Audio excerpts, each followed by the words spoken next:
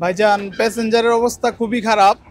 কারণ একটা টিপ নিয়ে গেলে মনে করেন আপনার একটা জায়গার মধ্যে যদি যাই, তো ওইখানে মনে করেন প্রায় আধা ঘন্টা, কোনো জায়গার মধ্যে 1 ঘন্টা, কোনো জায়গায় 2 ঘন্টাও বসে থাকা লাগে। তারপরে মনে করেন একটা টিপ পাইলে আবার আরেকটা জায়গায় যাই, তারপর ওইখানে গিয়ে আবার একই অবস্থা।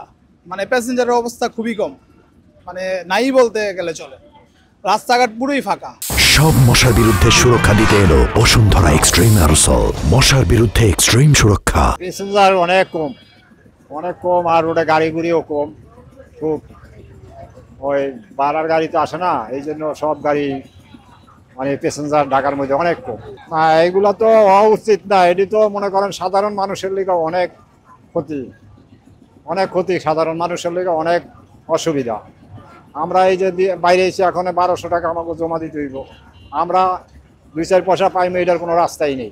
না, এগুলা চাই না। আমরা গরিব মানুষ, আমরা চাই যে স্বাভাবিকভাবে চলতে, কাজ কাম করে ভাত খাইতে, দিন আনি দিন খাই। আমরা তো এগুলা চাবো না।